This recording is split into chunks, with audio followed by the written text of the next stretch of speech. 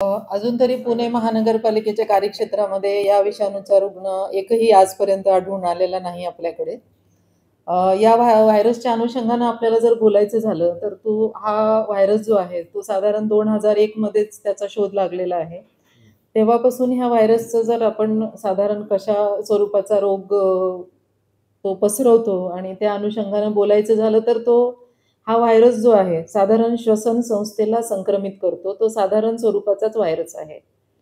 त्यामध्ये अगदी किरकोळ स्वरूपाचीच लक्षणं असतात, फ्लूसारखी, ज्यामध्ये सर्दी, खोकला किंवा ताप असू शकतो. आणि ह्याचं जे इन्फेक्शन आहे, ते साधारण व्हायरस इन्फेक्शन हे सेल्फ लिमिटिंग असतं. 3 ते 5 दिवसामध्ये बरं होत असतं.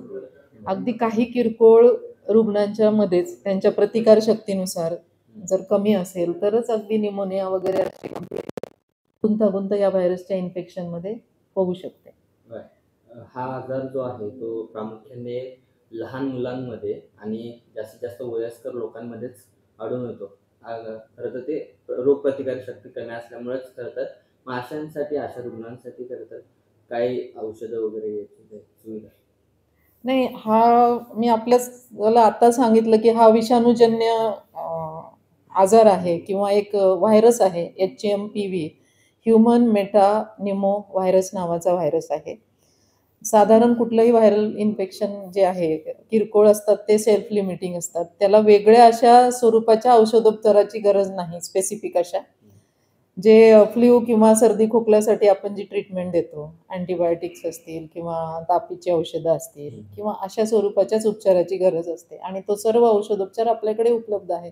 त्याला वेगळं असं काही औषधोपचाराची गरज नाही.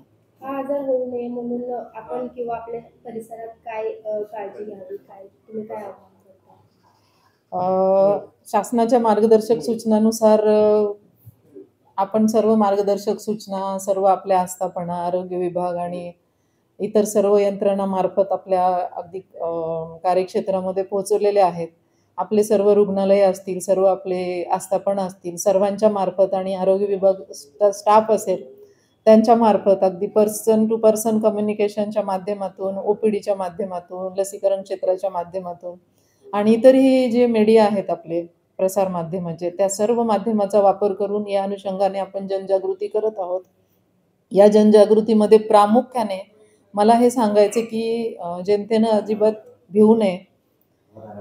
पॅनिक सिच्युएशन काहीही आपल्याकडे नाही आहे. फक्त सावध राहा आणि काळजी घ्या.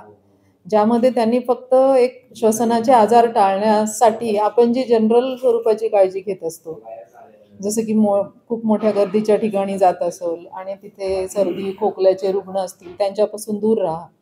किंवा स्वतःला सर्दी खोकला असेल, शिंक येत असेल, तर आपण रुमाल किंवा टिश्यू पेपरचा वापर करावा. सार्वजनिक ठिकाणी थुंकू नये. वारंवार हात धुवावा. साबणाचा वापर करावा, सॅनिटायझरचा वापर करावा आणि साधारण रोगप्रतिकारक शक्ती चांगली ठेवण्यासाठी एक जी आपण आरोग्याची काळजी घेणं आवश्यक असते, जसं की उत्तम आहार घ्या, चांगलं व्हेंटिलेशन ठेवा.